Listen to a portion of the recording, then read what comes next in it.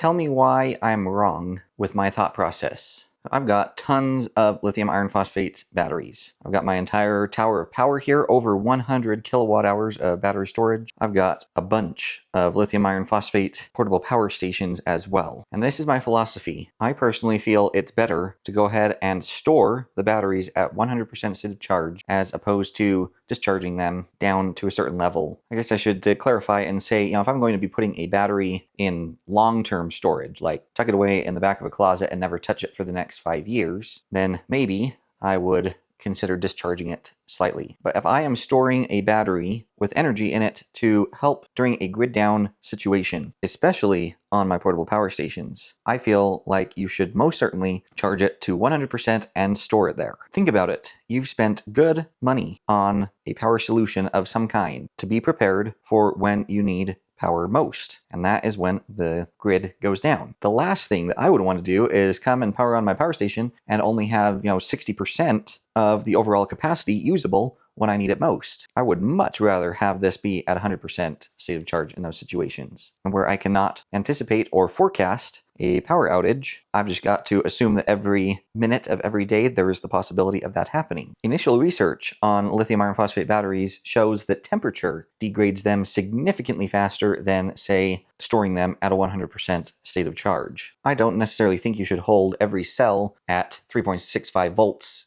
non-stop, but go ahead and charge it all the way up to that, and then disconnect the charger, let the voltage settle down where it settles, and call it done. So my tower of power here does get cycled a little more than my power stations, but even still, parking my power station for a year plus at 100% state of charge, even if that slightly increases the degradation rate, I think that's going to be significantly less degradation than if I let this sit at 60% state of charge, or even 80% state of charge, and only had 80% or 60% usable when I needed it. If over 5 years I degrade the battery 5%, that's still 95% compared to 80 or 60%. Plus, with how fast this technology is progressing, and contrary to most things that we see in life right now, the price is trending ever downward on these batteries and power stations, which is great to see. And so even if I get to the point with some of these power stations where they're quote-unquote unusable, I think by the time that happens, things are going to be so cheap to replace something identical to what the old power station was, it's going to be a no-brainer to just get something new. But in the meantime, while time is ticking away, I want to have power for when I need it. And so I'm keeping everything at 100% state of charge. So now it's your turn. Light up the comments. Tell me why I'm an idiot for doing that. Also tell me why I am a wise person for doing that. I know I'm going to get it all, but that's how we all learn. And so many of you have had experience with different things, different time frames, etc. I think that we can learn a lot from each other. So share your thoughts down below. I can't wait to read them and have a discussion with you. One more thing I will for sure say, I definitely do not store my batteries in its 100% state of charge in harsh environments. Most of them, as you can see, are actually here in my garage, and it is slightly climate controlled. Generally, it doesn't get any hotter than about 85 degrees in the summer, and it doesn't get any colder than the low 50s or high 40s in the winter. So very mild, good conditions to store these in. But I've seen on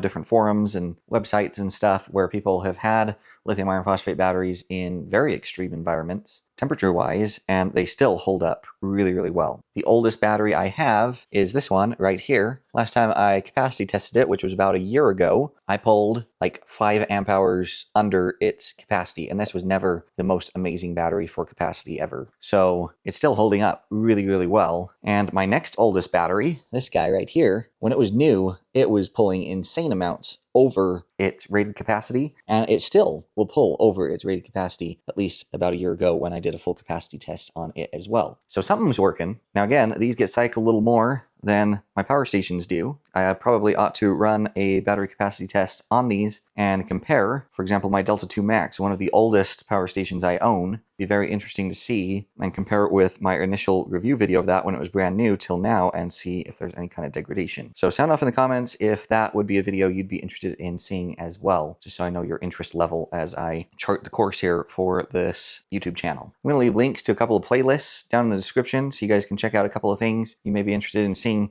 information about this tower of power. I've got lots of cool videos about power stations, how to hack them, get additional, third-party battery expansion, etc. So like, comment, share, subscribe, and hype, the 5 free things that really helps YouTube channels like mine continue to grow. So far, the feedback has been positive that you guys like more of this educational update style video. And the way I can tell is by you guys doing these 5 free things. That's just a super easy way for me to glance and see what videos are more popular and appreciated with my audience. So please take the time to do those things for me, and I'll continue to try to do my best to bring this free content your way. I sure appreciate all of you. Stay safe, and we'll catch you all next time.